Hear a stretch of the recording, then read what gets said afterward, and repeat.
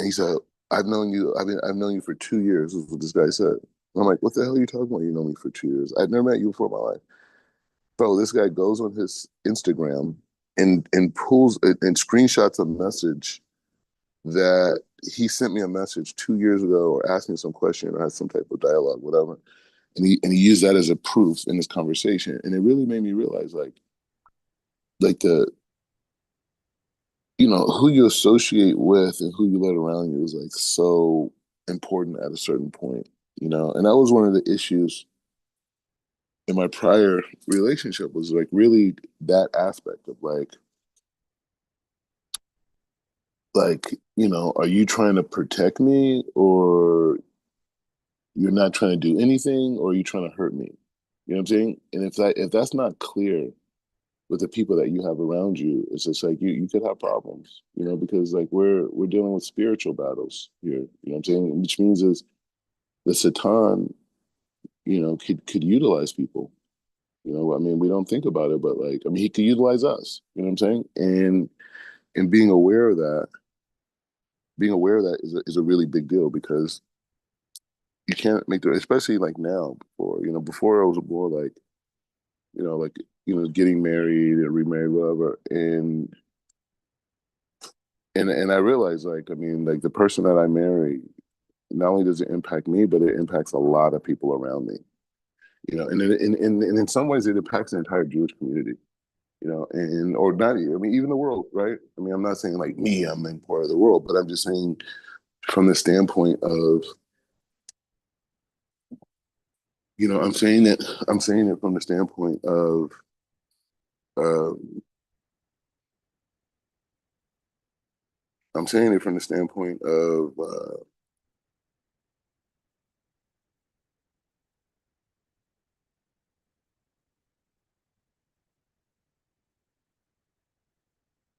you just got to make the good decisions, and personnel is one of the biggest decisions, and it's a challenge because I'm on the I'm going we're going up, right? And not everybody who comes around you when you're going up has good intentions. You mean a lot of people are jealous, but they rather like be around versus not. And and then there are good people, but you have to really look for them, and a lot of times those people find you, right? Like you and a few others, right? And I'm talking about people here in Israel, like you just really have to make good decisions out here because if you make the wrong decision, or you're lax, meaning that you're not really anyway, so the guy comes over, he's like yelling, whatever, blah, blah, blah. And I'm like yelling at the guy back, get out of here, blah, blah, you're harassing me, this, right? Like I'm making a scene.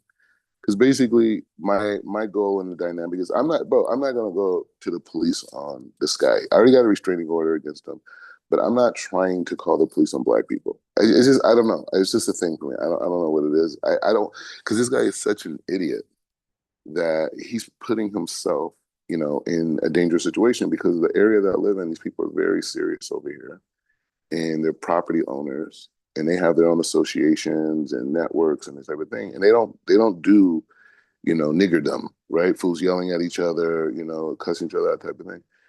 So my goal was just for the neighbors to come outside and ask him to leave, and they did that, and he like argued with them. So this guy doesn't realize, bro, like I'm in a minute, I'm not gonna have to do anything. They're gonna do it. Then this fool comes back later that night, bro. I have a party over here for my birthday, right? So we have like people bring a bunch of people brought instruments and this whatever, and we're just singing whatever. So I'm out on the balcony with this girl. This fool walks by again, bro. And like and the thing about it, bro, I'm like on the third floor, so I'm looking down at this guy walking on the street. This fool is yelling up, communicating from downstairs up here on the street, like not like in my complex or that, like in on the street.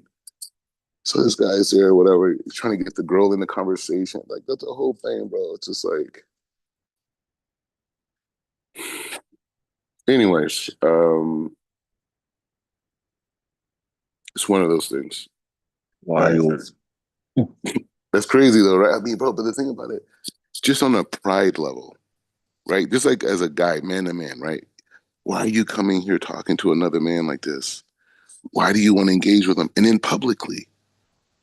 And then you see this guy chilling with a girl, and you trying to create conversations then too. I don't know, Rob. It reminds me of like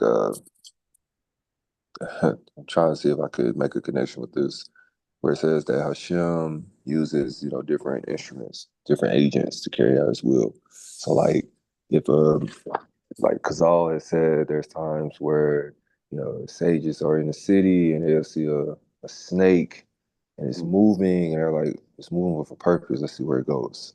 You know what I mean? It's like Hashem sent that snake to whoever, that person, whatever. And I'm thinking like with this guy, he's being used by Hakadosh Baruch Hu for whatever reason to Mamish, strengthen you and to elevate you. Like he's being sent mamish. because it's the spirit is coming. It's coming from Hashem. Now different agencies, what I'm saying, impurities, whatever, but it's being sent to bring some type of elevation for you. Because like the situations that you're describing are very vulnerable situations in a way, right? You're giving sheer. Exactly, You know what I'm saying? exactly, You're giving sheer. You're having a gathering of Zadikim. exactly. You're speaking to a woman. And he's coming during those times. It's all about, So in my true. opinion, in my eyes, just to test you. To strengthen you, to resolve patience. You know what I mean? How are you responding? And it's different Sephirot each time, right? Different lights. Sometimes it's chesed, right? Sometimes that'll be Gevurah. Sometimes it's Tiferet, whatever. Zach, saying endurance of the, situation, hold, humility. Like you're showing all of it. It's like you're showing all of it. Mm. So it's like, Baruch Hashem, whatever reason that this person is being sent, has a elevated reason, divine reason for it, and it's going to aid in the journey that you're on, elevating Yeah. the world, and it should, as soon as his purpose is done, like the Malak, once their purpose is done, they're gone. As soon as his purpose is gone, he should be gone. He should go Yeah. wherever else Hashem is sending him. But once his purpose is fulfilled in the glorification of Hashem, everything should be fine. Everything should be well. So just stay calm. Stay however you're supposed to stay, Rob. You're exotic. You don't need me telling Amen, you. amen. No, no, but I appreciate the Okay, fam. encouragement and the support because It's it's still, insane. bro, it's insane, bro. And it's like the one black dude, though. You know It's what I'm saying? The that it is one a black dude. This fool's from Detroit, bro. He's one of these Detroit guys, bro. Wow, that's crazy. Yeah, yes, In America, you're in air, she smelled it. Here he comes. yeah. This was like hunting me down, bro. And the thing is, it's like the saddest thing to me about it is the fact that he's here in this country and he still is thinking so small. You know what I'm saying? Like Yeah, that's the crazy thing about it, bro. Like, bro, being black over black African American, he's an articulate guy. He's yeah. intelligent. You know, he could do a lot of things. But the fact that he's sitting up here thinking so small and trying to create conflict still and get in people's business and trying to create relevancy for himself by having conflict with me. That's what this guy's done. He's tried to create conflict with me and go to other people just to talk about me and him having conflict, like we're on the same level or something. Now, I'm not trying to say I'm better than him or anything like that, but that's what he sees, and that's why he's doing that. You know what I'm saying? And it's just like crazy, like this guy is like almost 40, bro. Like this is not like a young guy, Like this is a grown man, like family, kids, nothing. You know what I'm saying? So it's just that's the part for me. It's not like I don't care about, bro. It's gonna be a lot of people. Some famous story. One of my rabbis when I was at Or Samayaka, Rabbi Shachar, he told a story. He used to learn with Rabbi Moshe Feinstein, and Rabbi Moshe Feinstein was considered like the Gadol Dor, the main rabbi in America during his time. And he said a story that there was a guy who had Rabbi Moshe Feinstein's blessed memory, had his phone number. And every day he would call Moshe Feinstein at an exact, I think it was like 1:30, 2 o'clock, something like that. He would call him almost every day. And it was during the time he would be giving shir. And he would call Moshe Feinstein and just go off and tell him how terrible of a rabbi he is and this, and he's not a rabbi, this, and all these things. And Moshe Feinstein would just let the guy call, and he said he'll put it on speaker and just listen to it in front of the class. Wow. Wow. And then after the guy finished, he said, okay.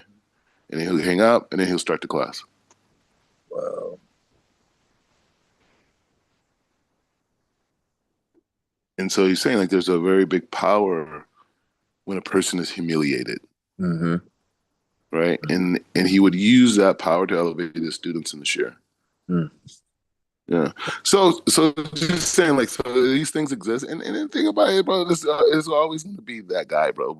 Even before this guy, when I was marrying when I first got married to my ex, like it was even a guy that her sister was dating, and this fool was just obsessed with like hating on me. You know what I'm saying? It's always going to be like some like a mosquito type person. They can't really do anything, but it's just annoying and it's a buzz in your ear, and it gets in the middle of things and these types of things. So there's always been like random characters, throughout my life that like were just no, like annoyances. You know what I mean? And it's like what you're saying. It's all from Hashem, and I just can't bring them into my life. I would love, bro. I'm the type of guy. I'll go down there and give that guy a hug in a normal situation. You know what I'm saying? I'll go down there and really try to talk to the person and see where they're coming from and make peace because I'm about that.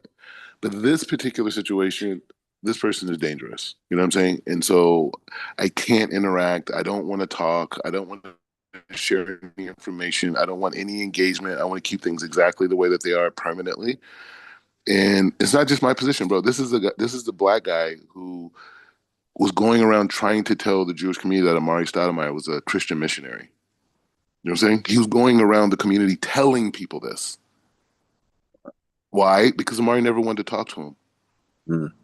Okay. There's a girl, Shira Solomon. She's like popular, like pro-Israel advocate, African American girl, whatever. She's from San Diego.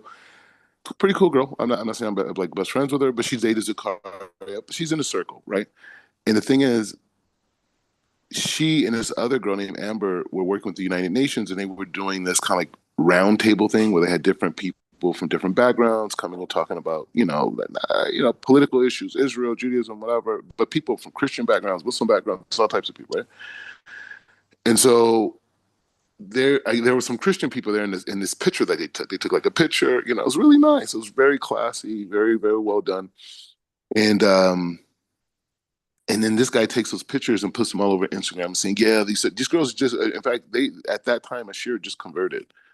She just finished her conversion here. And there's a couple others. One other girl that was in the pictures, and he put the pictures out. Yeah, they're up here with these Christian missionaries and this and blah blah blah blah blah. This whole thing and this type of thing, and it's just like. So that's how I got involved with this thing. At first, I just didn't like. I did. I mean, he's just like a guy that I knew, right? I didn't even know him. Like, you know what I'm saying? I know him, but I don't know him. You know what I mean? Like black people in Israel, especially Jerusalem, we know each other. You know what I'm saying? Like or even Americans in general, right? But specifically African Americans with African Americans. And it's not like we kick it with each other. It's just we know each other. You know what I mean? And we're at the same places. It's like any other Jew, right? And so I knew him from that context, and whatever. I mean, I know him like when I was in yeshiva. Like this was like 5 years ago. He even was at my wedding, bro. The same guy. He was at my wedding, bro, taking pictures, right? And so the point is just saying that, like, so he's the guy who goes out and slanders black Jews to other Jews that are jealous of those black Jews because of their position and their platform in the Jewish community. So, like, that's why I use the example of Shira, the girl Amber, myself, Stoudemire, all these types of people. And he does that. And it's like I don't know what that is. Like I mean, because you can't even call it cooning, because it's like even the people he's gossiping to about us, they know why he's doing it. You know what I'm saying? And so that's the part about it. So I can't give up, bro. But I'm the type of guy, bro. Someone's yelling at me or someone feels hurt by me, and I'm giving hugs. You know what I'm saying? Like that's just where I'm at. Like I mean, I'm not above, making mistakes or anything like that. You know what I mean? So Anyways, maybe we could, in this year, send the brother some healing light. I think his name Ariel Panini or something. I don't even know the guy's full name, but Ariel Ben What's Abraham, his name? Ariel Panini, whatever, no, Aura, whatever his name. Ariel. Okay. Yeah, Interesting. yeah. You'll find him. I think if you wanted to find him on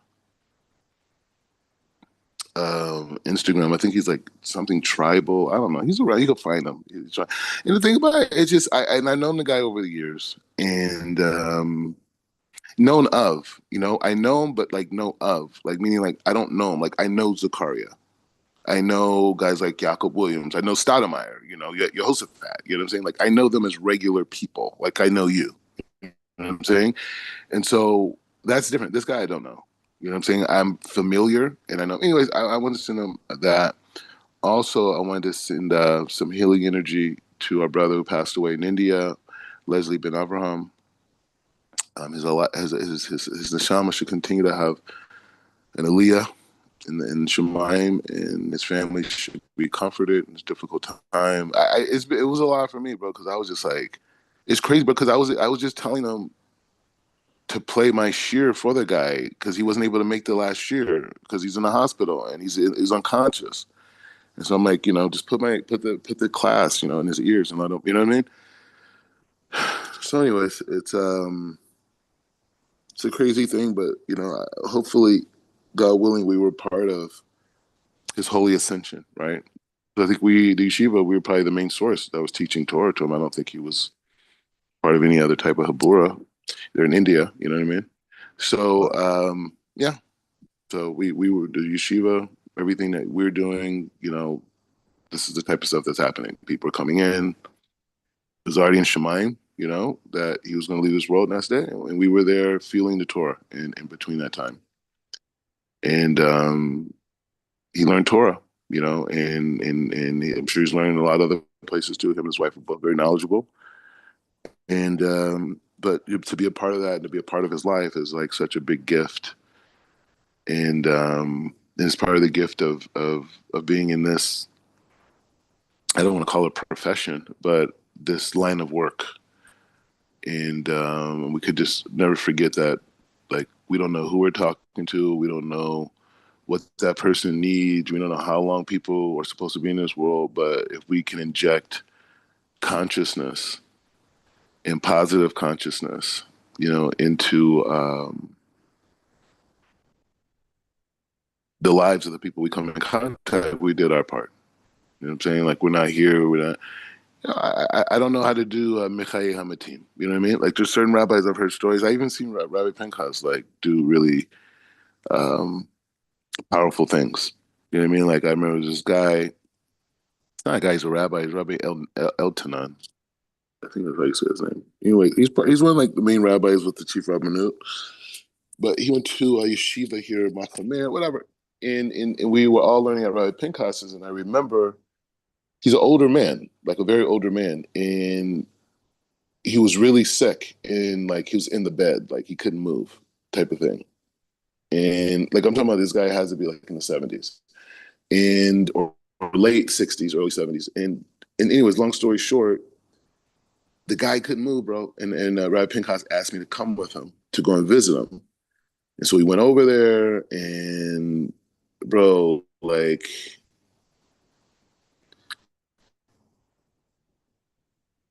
bro, we put like a sheet up separating us, but it was like crazy stuff. Bro. I'm witnessing it, bro. He put up a whole sheet. Red Pink House put up a whole sheet. He had these cover note. I had to read certain things, this, blah, blah, blah. And I'm telling you, bro, the guy was in the shear the next day. Or the day after. The day after he was in shear. In shear. Not like he was feeling better. He was in shear the day after. I saw it with my own eyes.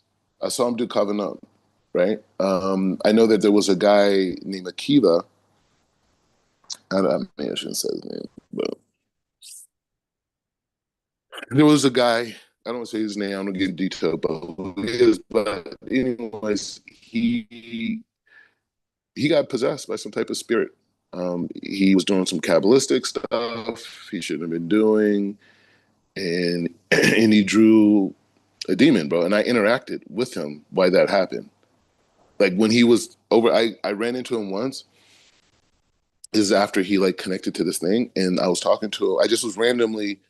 Um, I was at, it's funny because I was talking to Zakaria. This is like probably like 4 years ago. I think this is before I got married. This is 4 years ago.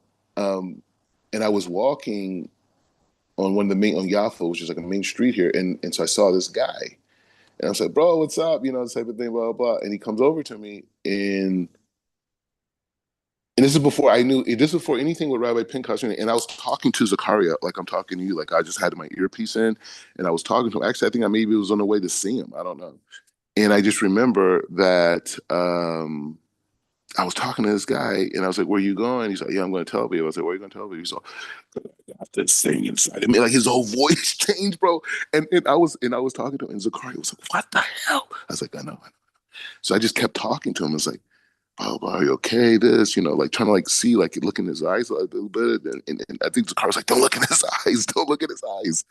This type of thing. And so I know that Rabbi Pinchas found out about it, and they brought him down there, and they did this whole thing. I wasn't there for it; it was too much for me. I wasn't there for it, but Rabbi Zohar was there, and they were telling me it was a couple guys there, and they were doing all these kavanot, and the guy was there screaming like,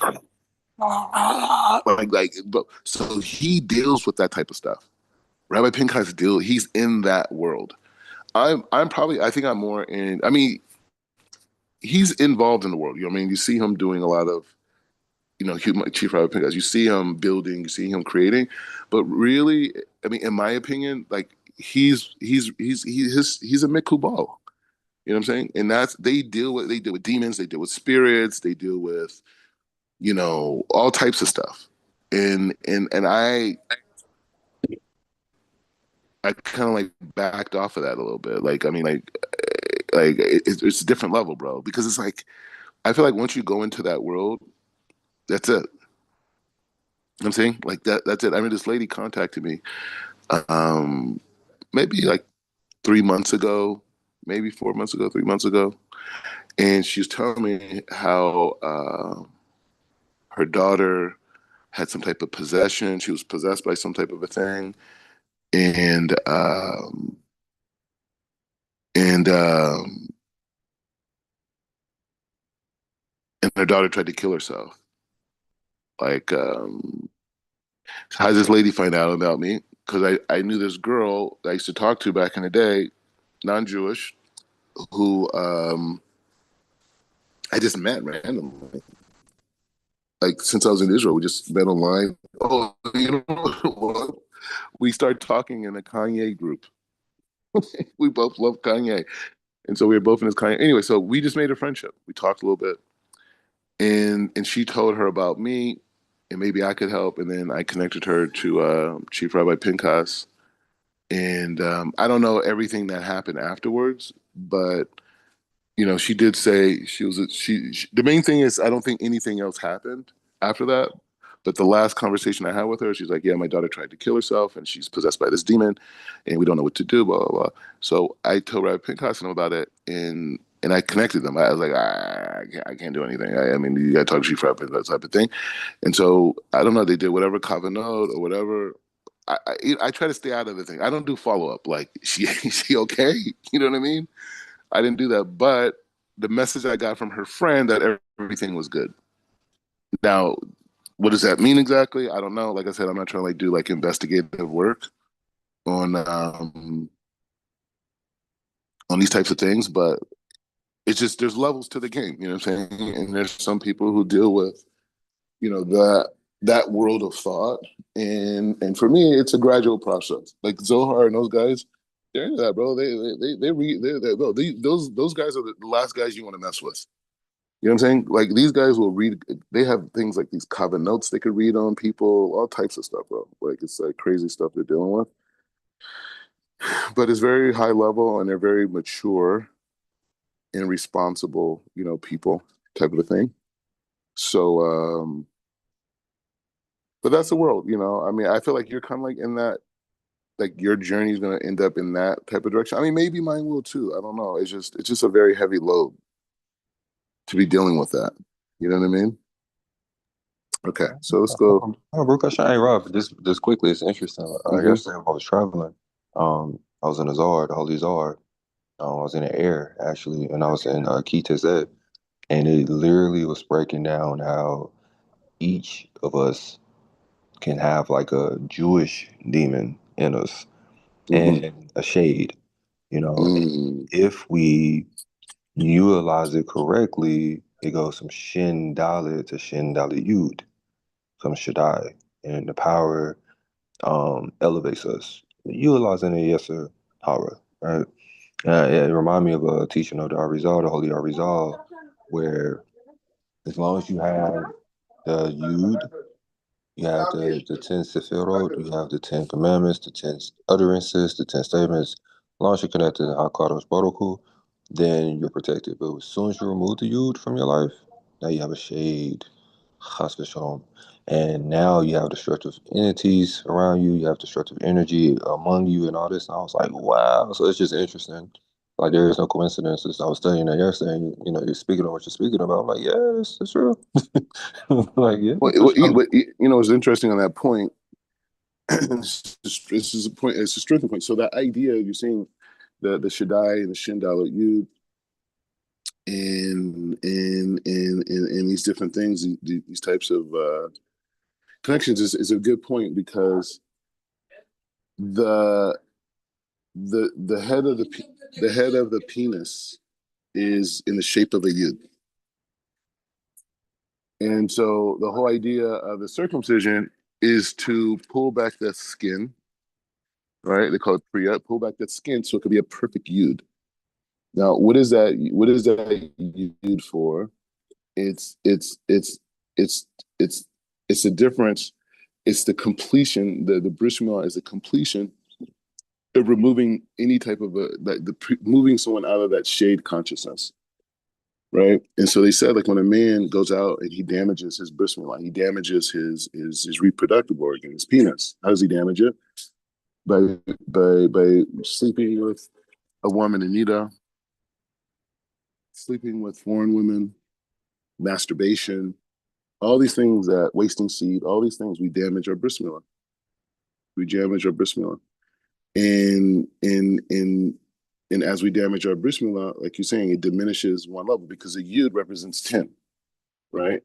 The yud represents the 10 spirit world and in that design. So as a man damages his reproductive organ, his bris milah, as he damages it, he removes his dot, right? And as he removes his dot, that's when he gets in that aspect of shade, right? And that's why they say like if you have a friend who's like really like off the derrick, like right, he's like sinning a lot. He says if you go and you give him rebuke, he's not going to hear it because he's in that aspect of shade. You know what I'm saying? You have to slowly nurse them back to a point of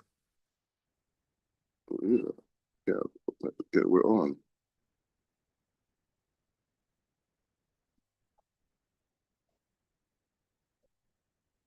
Yeah.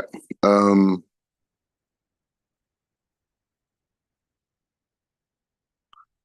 okay. So, anyways, because of let's go to this. So yeah, so if you want to bring your friend back, like a friend back who's like really struggling, you have to bring them back slowly because until they're able to get their dot back, until they're able to get their dot back, hold on, where we at? 25, I think. No, we were on 24, second part. Hold on. I think. Maybe it's 25. Hold on.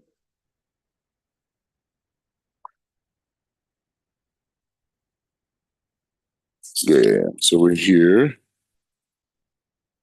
All right. So second part is important. All right. So we have that idea of outside of himself, right? And we understand that. The Simpson, I think we're very clear on that. So it says, Ratzeh, Ha'in Sof,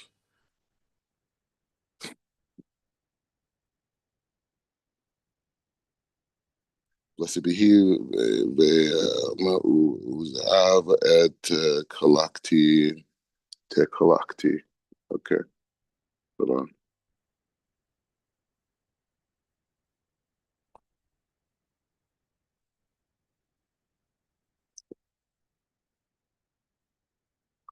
Hold on a second.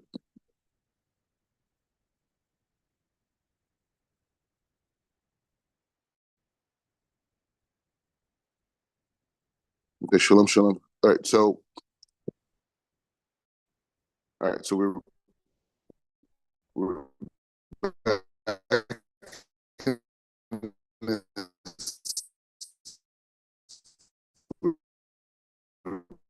back in uh, the safe cake, and that separation is what we're calling the Simpson. That process of Hashem separating certain lights is a process of the Simpson. The Simpson, the mechanism that derives from the Simpson is the reality that we live in right now, right? So he says like this: the Ein Sof willfully set aside his limitlessness. He said it's already clear to us that the supreme, he just said the same thing we did. It's already clear to us that the supreme will of himself is beyond all limits. Accordingly, we must not think that he created only what he was able to create and was not able to create anything more than this. Right. So when we talk about endless worlds and all these type of things, this is nothing for God. This is nothing.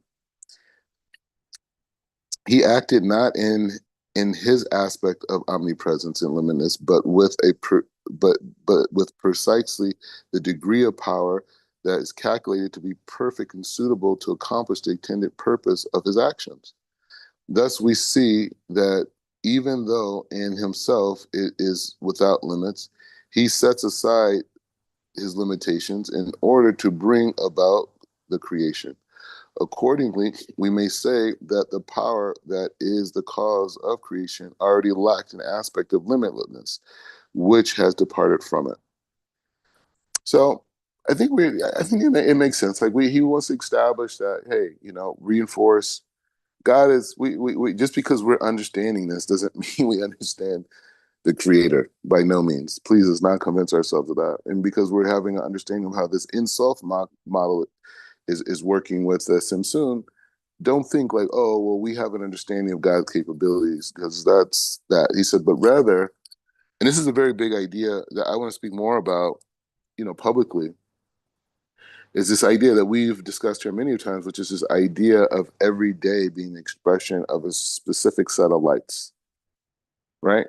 Today is a particular set of lights. We call that light, was it the 16th of Elul or 17th of today? Is it 17th today? So the 17th of Elul. So that 17th expression of this particular set of coordinates called Elul that are an expression of a light that comes from the heavens that go through those 22 different channels of light and express themselves in this frame called Yom, right? And not just Yom,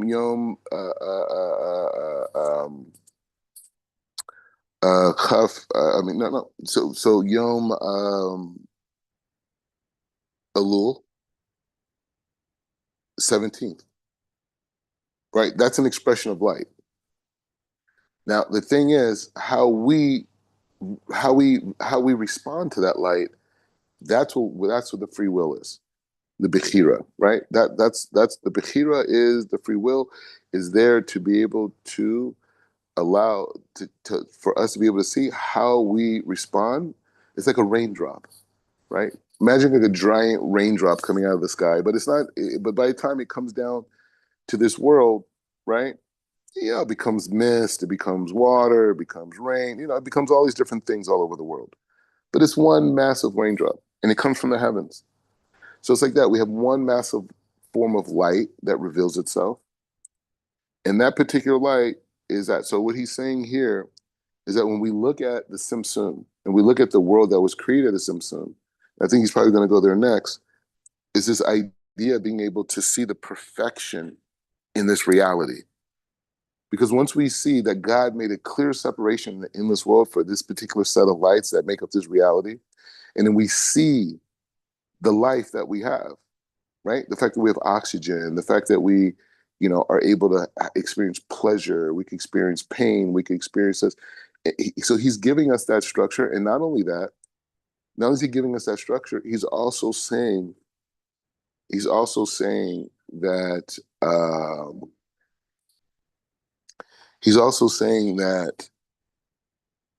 to look at the perfection of the world that we're in. And so when we take that perspective, we can look, wow, Hashem created this world for me to be successful.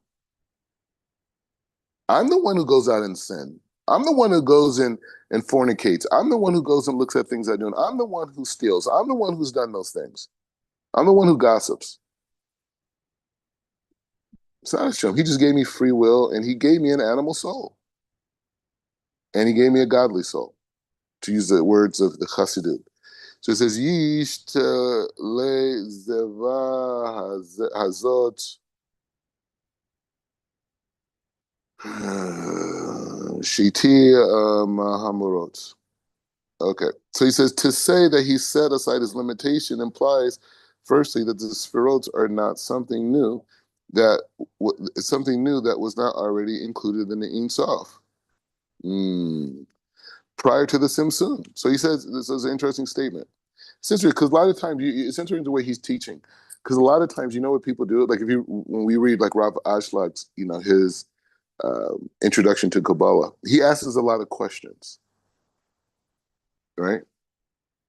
The way Ramchal is speaking, he's like teaching. Whereas as where you could see that the like Ashlag and those guys were more like, not saying they were more, but they were writers, right?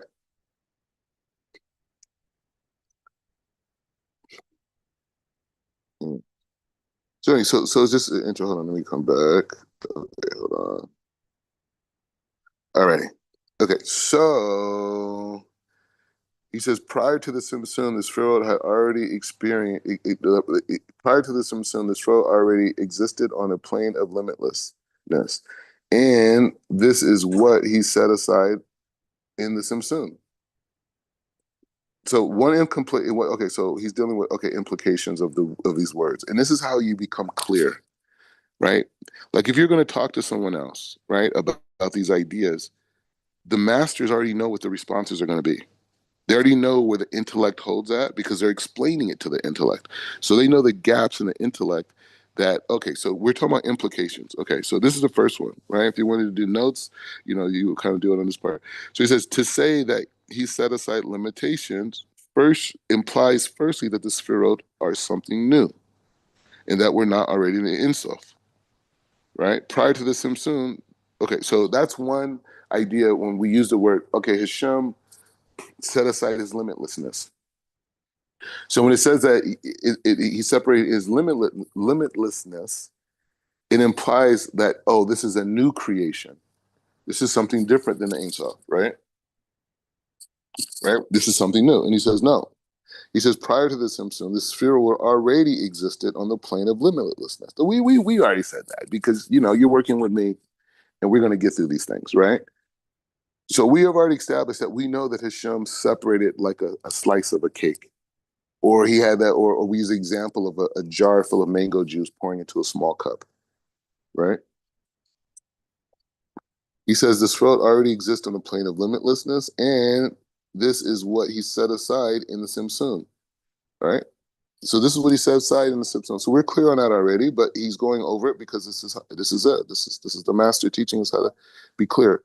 He said the second implication of saying that he set aside his limitlessness is that as long as the spheroids were totally succumbed or was it succumbed in the Ein Sof, we cannot say they existed in the same way that they do now. Ah, so he's saying, okay, if you get past that first stage, which is this thought that the spheroids that exist during the spheroid that exists during the the the sphere that existed during um, um, um, the spheros um,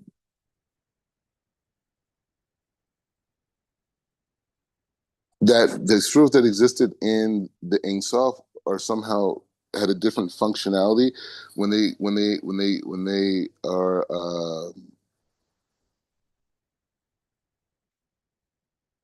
when they are um, um,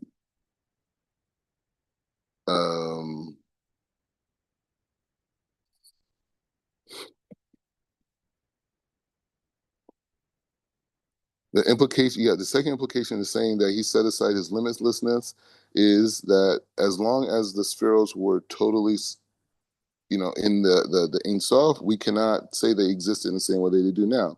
We must say that they existed in some other way. For the difference between existence within limits and existence on the plane of limitlessness is not only one of the qualities, but also but also it's not only one of the quantities, but also of it's not limited one of the quantities, but also of the quantities. He says, in their unlimited aspect, those same shroud had a different quality than they exist, than they exist in a different, then they exist in a different way. If so, when they took on limits, they received a new quality.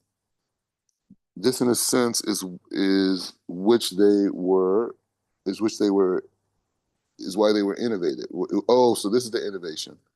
Through this, he says, through being revealed within limits, they came into being in a way they exist now, and this is the innovation. So I think that's pretty good. So he's saying that they are the same lights, right? It's the same lights from the endless world and this after the Simsum. He's saying, but the functionality of the lights as they existed in the time when they existed in the Simsum versus when they were put in a limitation, they operated differently. Okay. He says Ra'il Lev Horot Ha I'm sorry Havalati Ve Talakti.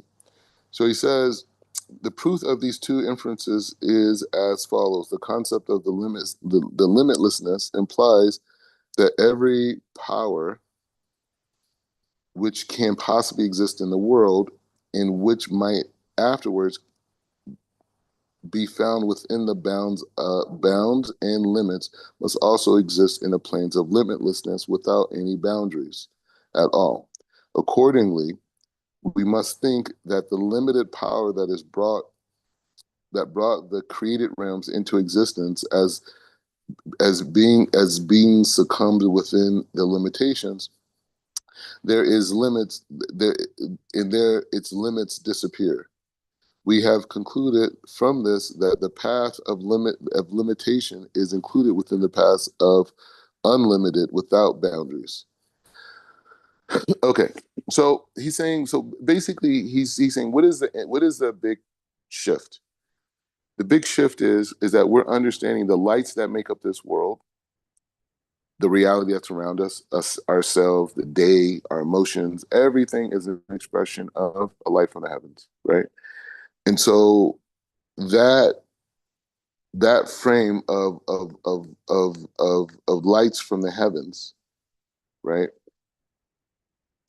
He's saying that the innovation that came during the Simsum is that those particular lights that existed prior in its unlimited state went into a frame of limitation after the Simsum, right? And so he's saying that the qualities of the spherot that exist in this world are still connected to that endless world. But as they're in this world, they have a different functionality. It's interesting. It's like kind of like there's a story the Midrashim talk about that it was so dark and evil in Mitzrayim that the Malakim, the angels, didn't want to go in to Egypt to do things. Like God extended his hand. He was involved. And he said it was so dark in Egypt because it was like such a high level of tuma that the angels, if they would have came into this world, they would have became human. They would have lost that ability. That's how dark it was. I don't know. Yeah, so the Midrash, I can't tell you exactly where, but it's like an idea you hear said. But the point is saying the fact that this idea of an angel goes into another dimension and now has a different functionality is similar to what he's trying to say about this idea of okay, so it says Yish shoot. All right. So he says it can't, if the path of limitation exists on the level of unlimitedness without limitation and the boundaries, this cannot be said that the pathway of limitation. Okay, so we got to explain that because that's a very intricate point. Okay, so he says it could be objected that if any path of limitation exists on a level of unlimitedness, okay, without limitations, and the boundaries, this cannot be said to be a pathway of limitation. He said this objection may be answered if we distinguish between the kind of concept that includes another concept in the same sense of affirming or maintaining its existence. Ah, this guy, you see this master? Like he's just okay. So what he's saying like this, he's saying like he's arguing against himself, and he's saying that like, well, how could you say that this is a limited world, the post Simpson world, right, is a limited world for the Sphirot, but yet at the same time, it's connected to this unlimited aspect. How do we make sense? And I think we were already playing with this idea before the Ron Call brought it up. It's this idea of being able to see the association of two things on a root sense, but are in two different expressions. Like we use an example of like like I'm looking at the iced tea in front of me, right? So if I did this iced tea in front of me is in this bottle, right? You buy it. So, iced tea is big in Israel, probably big in America too. But so you take this iced tea and I pour it in a glass. Okay, the mechanism of the bottle it comes from could be seen as an endless component, right? Or maybe another aspect too is like you look at the baby while it's in a mother's womb, right? And it's completely surrounded by water, right? It's completely surrounded by water. And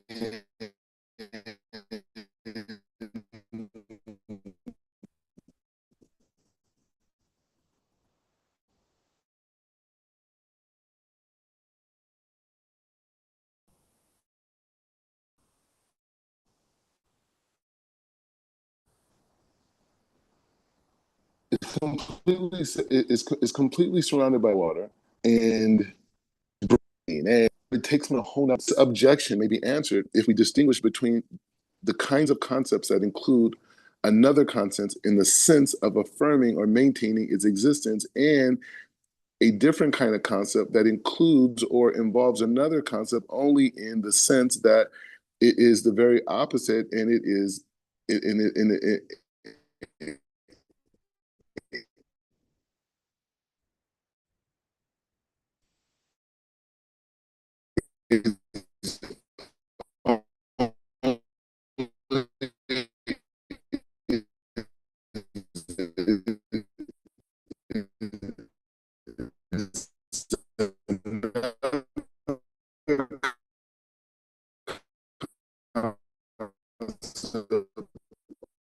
only in he says the life, which death is that it is like it's a part of life, right? And not that it's life, which does not include death at all. Well, so he's saying the way to look at it is like this. We're talking about the world post Simpson, right? Like everyone's saying, what is the world post Gaza, right? So this is the world post Simpson. And so he's really homing in this idea of us being able to things that have opposites. So he's using an example of death, right? He said death, in essence, could not exist without life, right? Death represents the end of life, right? The difference is he's saying, but life, right? It's part of between whether it exists prior for the Ein Sof or the spheros that are in this world and how they function. He says, "Vikin, sorry, Vikin Havati, Klati, Kalala, Hagadol, Hagadol, Masad, Mara, Shehu, Shehu, Oto." He says, similarly, limitless includes limitations and boundaries in the sense that it is the very it is the very incarnation, as you could say, incarnation, is that you said? He said, this is the way in which the sphere exists in the Ein Sof. He said, the in which he acts now within boundaries and limitations was already conceived on the plane of limit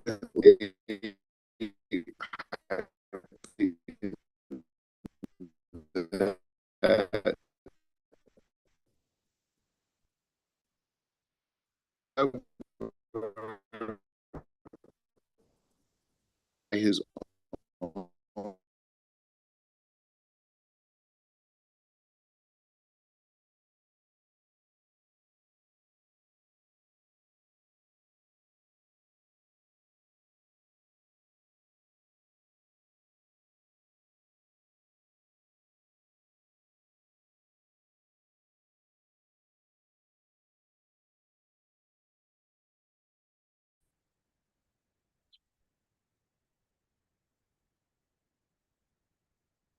Okay, hold on, let's bring the screen back.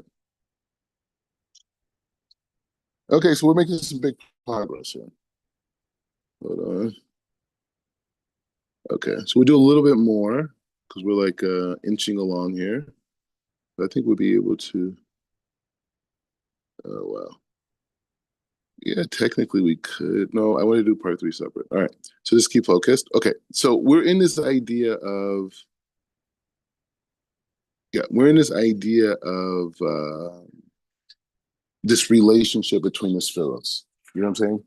And how does that transformation work? How does this frame of these lights being in a frame of limitation, being in this frame of limitlessness, going in this frame of limitation, and what's the relationship, right? And how does that transfer happen, and how do we understand it intellectually? And that's what the Ramchal is giving. Veze daver berur ki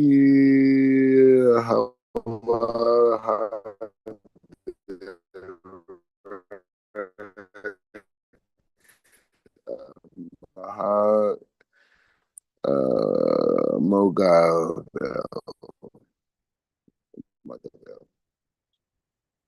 He said, "There's a quite simple." He says, "This is a quite simple. This is quite simple for the pathway of limitation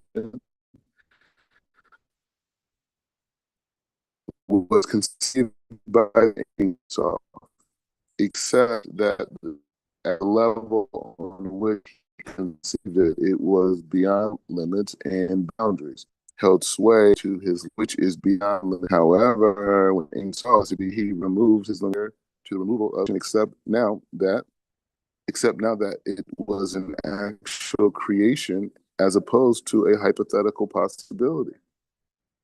Prior to the Simsun, the spheres were included in the Ein Sof, which is the first reference made below. However, on that level,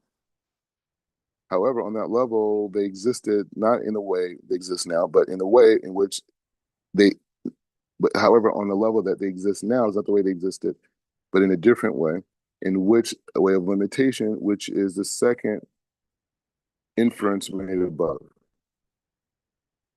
Ainayin Ze Baria. Okay, so he says this is appears in the prophetic visions that the Ein Sof contracted himself in one place, leaving a place of void for him.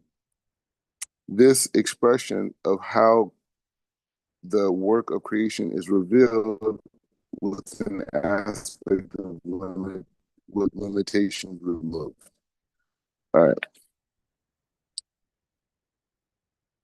Okay. Let's work. All right.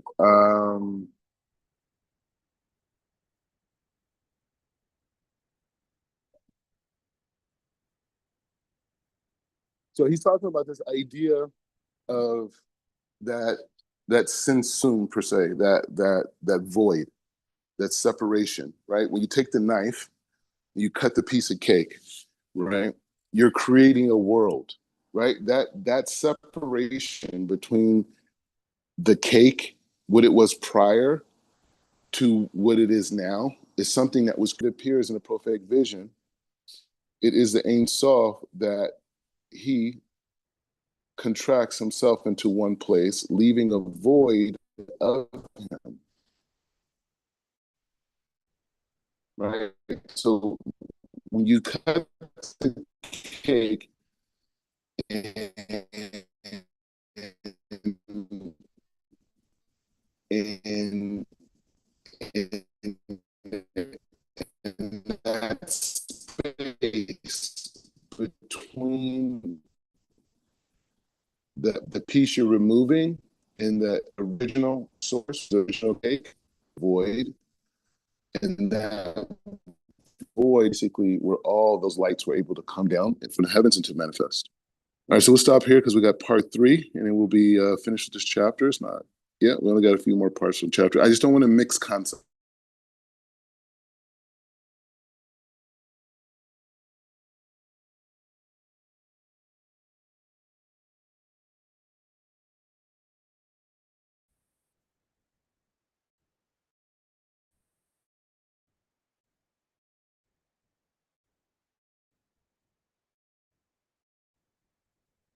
Yeah. So, any thoughts, reflections on any of the ideas expressed?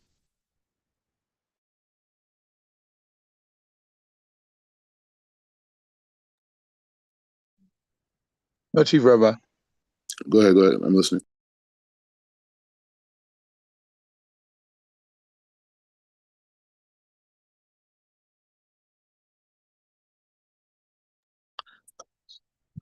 Okay. All right. So so we're gonna just keep building on this idea. Any thoughts or anything like that, people can send them to me. But we're in a very, very, very good place. This is very clear. It's very clear. It's very, very clear. And I just think it's about reflecting. It's just about reflecting and wrapping that around. Doing review is at the utmost importance because there's so many details. And I'm always doing review, just so you guys know. I'm always doing review. And the way that I do review is through teaching. You know what I'm saying? Like that's how I really go over these ideas, and that's how I build off of these ideas. Is that I learn this farm like we're learning together, and people that I know that have an open ear. To these points I'm always talking about. I mean, whether it's the people here who physically come into the yeshiva, or people on the street. I go to a meal, whatever, friends, whatever, whoever willing to listen. So we should continue on. God willing, we'll have another class this evening. That's the goal. But this week, whatever. It's my birthday, so the guys are really just such sweethearts. I mean, I don't even like painted. I try to ignore the birthday thing. You know what I'm saying? Because like I don't like the idea of thinking about. It's just it's not my thing. You know what I mean? But I told a few people, and it just became a big thing. We had a big party here, like tons of people in the community came over with like instruments, and we sung songs and giving l'chaims, and people brought presents, and I didn't ask for any of this. You know what I mean? So it was just a huge thing. So some people weren't able to make it. So hey, we gotta have more parties.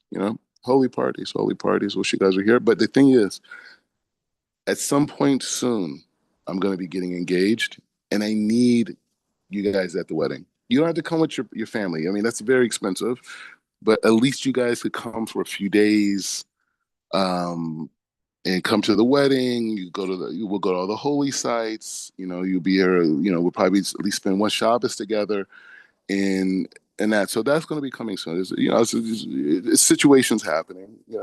And we're getting closer. But the point